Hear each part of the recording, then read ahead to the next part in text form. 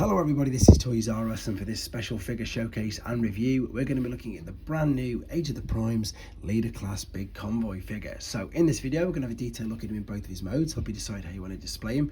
We're going to have a look at his accessories and how they've got great homages to the original figure, and of course doing quite a detailed comparison in both modes with the original figure as well. So as I start to maneuver these out of the way, I'd like to remind anybody who's not subscribed to the channel, if you'd like to hit that subscribe button for me now please, because it really will help me out. And once again to thank Hasbro Toys, because that's who I'm fortunate enough to be working with this weekend, and they've allowed me to borrow this figure. So once again, it is not mine and I will be returning it tomorrow morning. Right, we're going to start off with looking at alternate modes first and foremost, and I also need to give a big shout out to that toy guy, because I've referenced his video on the original to have a look at some of the things that he can do. So this is the new one on this side, and again, I know it's a little bit smaller, but what I want to get across straight away is the weight in this one is definitely more than what's in this. This toy is very interesting to me. I'm very guilty of having this in a box for years, never took it out and never played with it. So yeah, when I knew this new figure was coming out, it came around too fast for me to actually do my proper research on him. But again, thanks to that Toy Guys video, I've got some things to show you. But anyway, let's have a look at him compared to that. So he's quite a bit smaller. Now I couldn't tell you if these were more white when they first come out, because I didn't own it from brand new, and the same with the toes. I imagine that's just a little bit of fade that's happened over the year, but there's a definite color change down here on the original. But again, it's a mammoth. You don't really get many figures like this. However, I'm pretty sure we will get ultra mammoth, etc. But there is a couple of gimmicks that the original one can do that this one can't. So unfortunately, if you do move the ears, that won't move the tusks like it does on the original. And of course, there's a button on there which will move the tank, and you can't move the button. However, with this particular new one, you can see that there is that how many pieces of articulation? 1, 2, 3. There's 3 pieces of articulation alone on the trunk. The ears, where you can move backwards and forwards by themselves. The tusks, you can maneuver them around as well. They're just on 5mm pegs. You can take them off if you want to, but obviously for this mode you wouldn't really want to. The legs will move backwards and forwards. Not in this case, and unfortunately, as you can see, there are no knee bends. Now, with regards to the gimmicks, with the original, you had to do quite a few things, but with this one, all I think you do is you just manage to hold onto this. Let me see, grab the trunk, and then this comes all the way up like so. You can take this off, you can fold this back, and then this will turn around and double up to be the cannon, the gun that you can do with the original, which let me just grab right now. So here's the original, which had quite a few more steps to do than that. Now with the original, unfortunately I don't have one here, you would be able to fire a missile out of this. It does look very strange. I'm not going to lie to you, it does look very strange. What you've done is you've effectively taken exactly what you saw me. You've taken the front of the elephant, literally the top half, and then rotated it 180 degrees and turned it this way. So you can see obviously you've got the homage to this firing part, but unfortunately there isn't any actual firing missiles.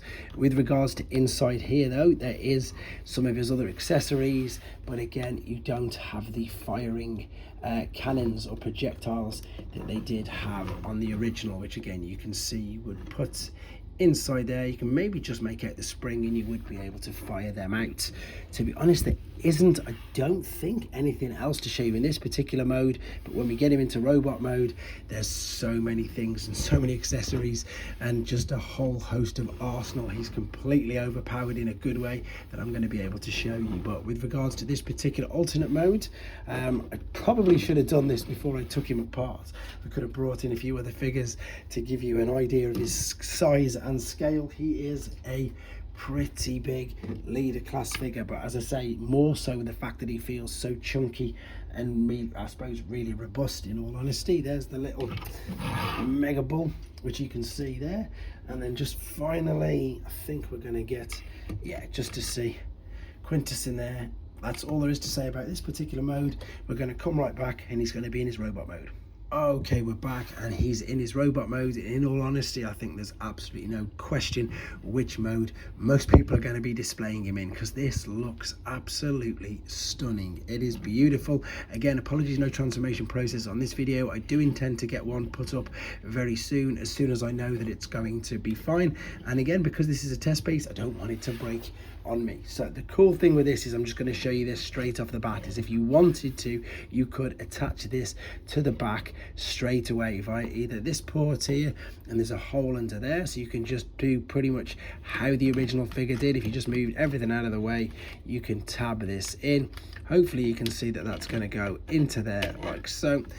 And again, that's pretty much a great homage to the original. But the good thing with this is now, because although there's a couple of gimmicks that aren't in this one which were in the original, they've made something much better, which we will show you in a second with regards to that. The fact that they can now handle it and use it as a stand with a tripod, very tail end of G1, funnily enough, a bit like the Lightformers. But let's have a look at him first and foremost, because in fact, let's show you some of the gimmicks or some of the things that the attributes or the homages. There's the missiles as soon as you turn that part around, which is great. He's got both of his blasters in this particular hand, and you can store these. You could store one in there if you want.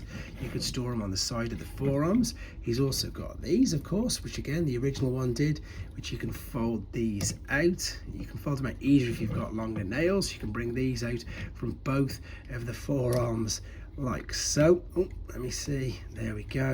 Bring that out, so that's great. In fact, you can, yeah, let's take this off. You can take off his tusks because they're on the pegs, so again you can maneuver these off, and you can attach these to other things if you wanted to. You can pop these in out of the way completely like that on the back. I'm going to keep him in because I just think it gives him that, well, obvious mammoth look. Let me bring that down.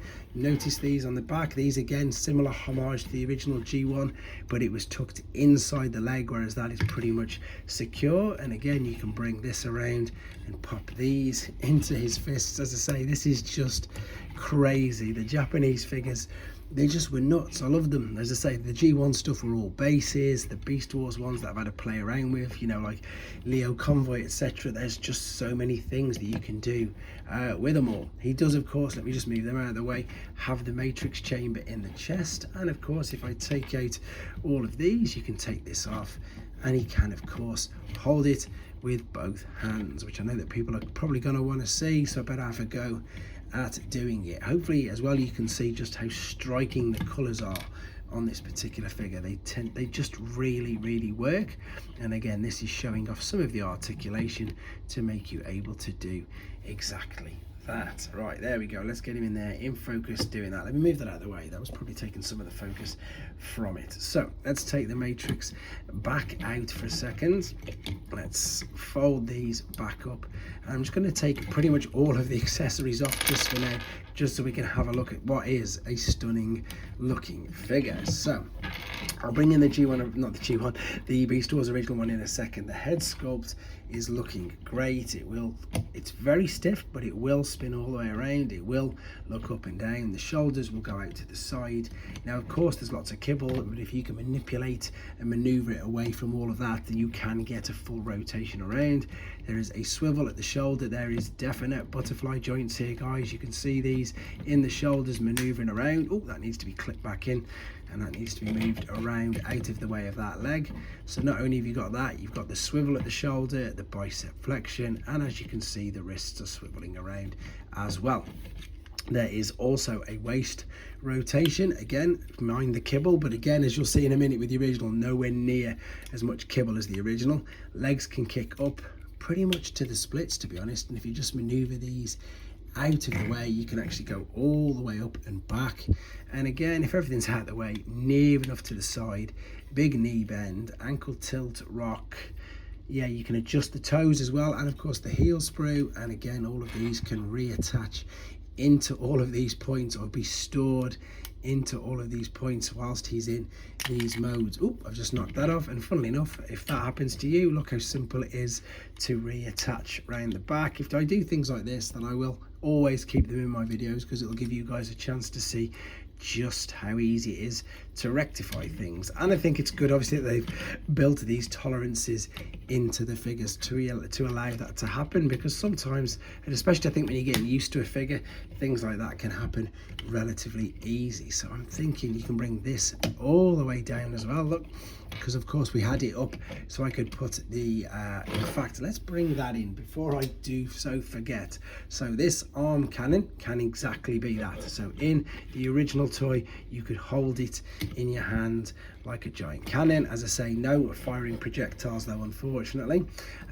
But the new thing, and what this is reminds me of, and if anybody knows, I think probably Calcar might be one of the best examples of it. Any one of the they were pretty much, I think they were called light formers, very tail end of G1. In America I think they were referred to as G1.5, and in some cases they came out I think in G2 as well. But anyway, they had these stands which he could do that, and now as you can see he can wield that and he could stand up with it. So let me just maneuver these around again.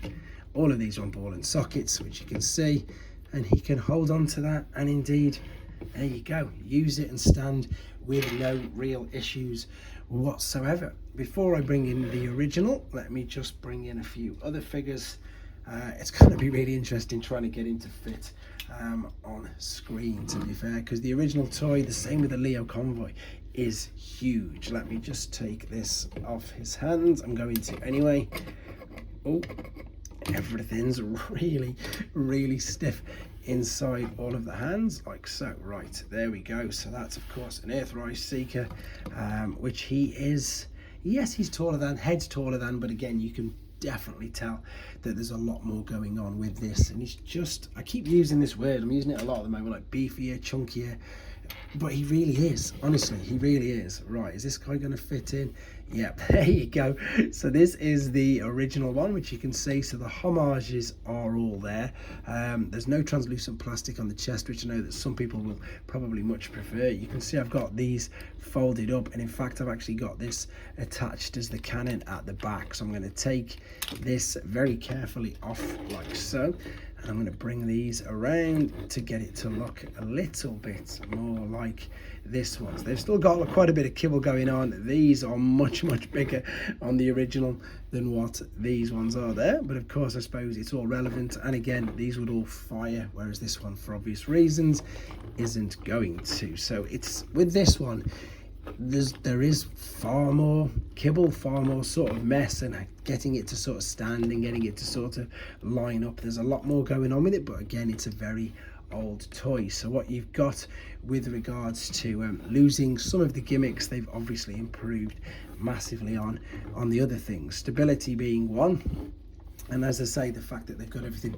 condensed down into it. So I think it's a real good improvement, and I love things like this because I openly admit it, this is not one of my strong points, Beast Wars figures. Is it? What I mean by that is I don't really have many of the figures, or if I've got them, in this particular instance this guy's been sat in a box, the original, for ages and ages, and I've just not given him any time of day. Just looked at the beautiful packaging, because the Japanese packaging is amazing, but because this figure's come out, it's made me do exactly what I've done, have a play around with it, have a look at it, and yeah, I just really appreciate again how good both of these are. So I can see this being really liked by people who looked at the original one. I think I've said all there is to say about this. Again, I've got access to him for another 24 hours or so, so we should, fingers crossed, get the transformation tutorial put up as well.